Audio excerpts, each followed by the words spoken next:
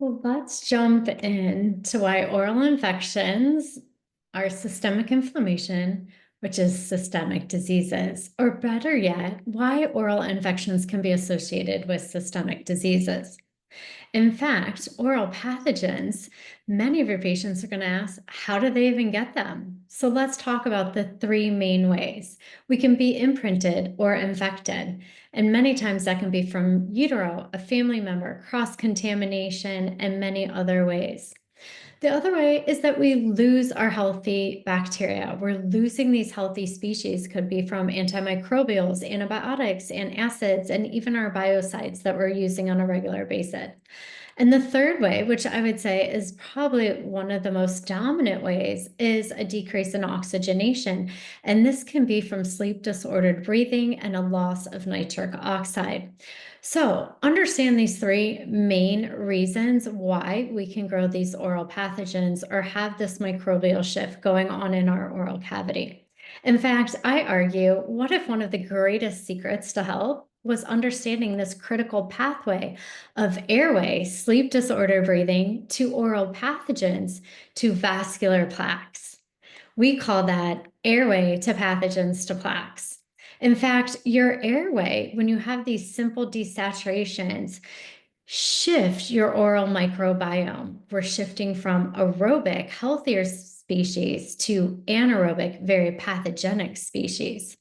In fact, I want you to think about as our airway sleep disorder breathing patients lose the ability of nasal breathing, causing this type of desaturation and oxygenation, which leads to this shift in the oral microbiome. When this happens, we become more acidic. When we become more acidic, we have less healthy species and we have more pathogens. The more pathogens, the less nitrate reducers we have, and that means the less nitric oxide.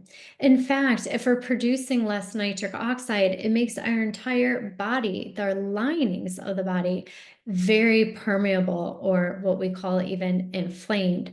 This is part of that inflammatory cascade in that oral systemic connection. So if you're sleep testing or doing sleep screenings, this is one of the easiest ways to start to look for the shift in the oral microbiome. We get a decrease in oxygenation, changing what was once a symbiotic microbiome to a very dysbiotic one.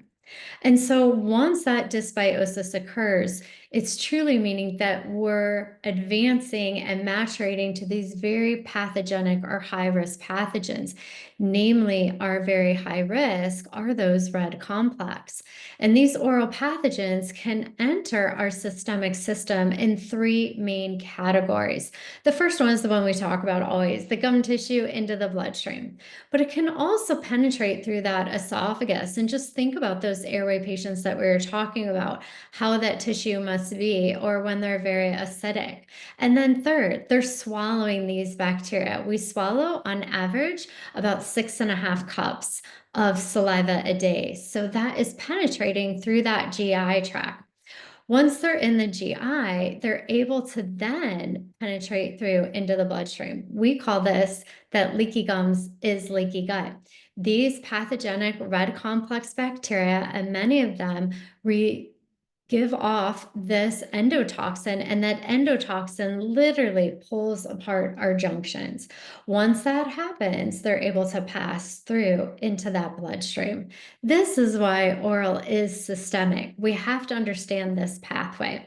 In fact, we go from leaky gums to leaky gut to leaky arteries, because once they're in that vascular system in that bloodstream, they're able to then penetrate and cross that endothelium lining of our vascular system and actually form those plaques that we call. I say this is why heart disease is still our #1 killer and our strokes are our #1 disability. We have to start to prevent these types of systemic inflammatory diseases. In fact, we have fantastic science showing us the oral microbiome and this pathophysiology of cardiovascular disease. And what I want you to take away from here is look at these 5 ways that these oral bacteria make their way into that vascular wall, promoting cardiovascular disease. In fact, we have study after study, and one of our famous studies actually proved causation. And this was from 2016, and they named the oral bacteria. Yeah, you're looking at it right up top there, AA, PG, TD, TF, and FN. So I want you to find your carotid artery because that's what you're looking at on your far right. That round tube, that's what you can feel here when you find your pulse. Feel that tube. It's almost as if you pulled it out and you're looking down it. But let's back up to how those pathogens get into that bloodstream. So remember, our anaerobic bacteria are not up on top of that tube. They're in the sulcus, and they can be in this 1 to 3 millimeter sulcus, and they're penetrating into the tissue, into that bloodstream. And so let's look at the first one. What happens once it's in that bloodstream, just its presence and that endotoxin, it is increasing the bad cholesterol, the LDL levels. That increase then in this endotoxin, we know increases its permeability, just like it was pulling apart the epithelium in the sulcus and in the GI tract. It's doing now the same thing to our endothelium. We call it uncoupling, where it's pulling apart and becoming permeable, and they can actually pass through into that vascular wall. Once they're in the wall of the artery, they can actually form those plaques. We call these soft plaques. These are not hard calcified plaques. They're what we call the soft ooey gooey, or I call acne of the arteries, because once they're in there, they actually then make that even what we call more sticky in the wall of the artery, kind of like think about Velcro, and they can be pulling in those cholesterol as well.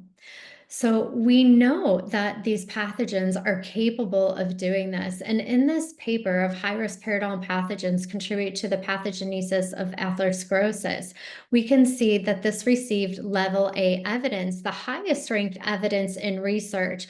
And more importantly, they named the pathogens. They named the specific bacteria that are capable of doing that. And that's so important for us in the field of dentistry because we need to understand and know that what pathogens are doing that. And so they name them AA, PG, TD, TF, and FN.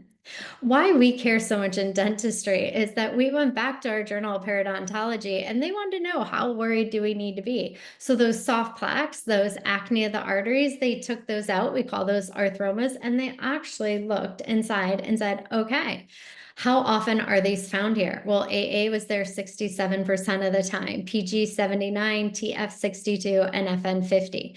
We need to be very worried. But more importantly, you may be asking, well, how does this translate into treatment? Well, it directly does, because our top most resistant bacteria to treatment and products, you're looking at that study on scaling and root planing, our top three, number one is AA, number two is PG, number three is TF. They are completely resistant to scaling and root planing. So it's so important that we know that both from an oral infection, but also from an oral systemic impact. And so there's many tests on the market. The one that we're going to look at and we talk about is the Simply Perio test, because it actually gives us the list of all the bacteria. So we can see that purple complex, the red complex, the orange, and the green complex.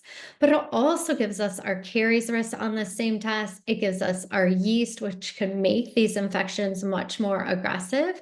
It gives us that peri-implantitis risk with the Pseudomonas that's responsible for up to 50% of our implant failures. And it gives us the host response with these viral expressions. Is the body able to help fight these infections off? And so if it has a viral expression, we know that it is then making these infections much worse. So understand that, and how I like to simplify that down for you is that we look at the bacteria as the cause. We look at the yeast as a host response and the fact that it's shielding that immunity from responding. And we look at the virus as a host response as it's depleting, right? It's having an exaggerated expression and the body is struggling to fight these secondary infections off. So I thank you for joining me, learning about why oral is systemic, and we have lots of resources and support for you. You can find me, yes, at salivahacker.com, but please reach out to your local representative with Stella Life as they can support you through this process, and you can have many of their supporting lectures to follow through. And so take advantage of that, and I hope to see you on another module.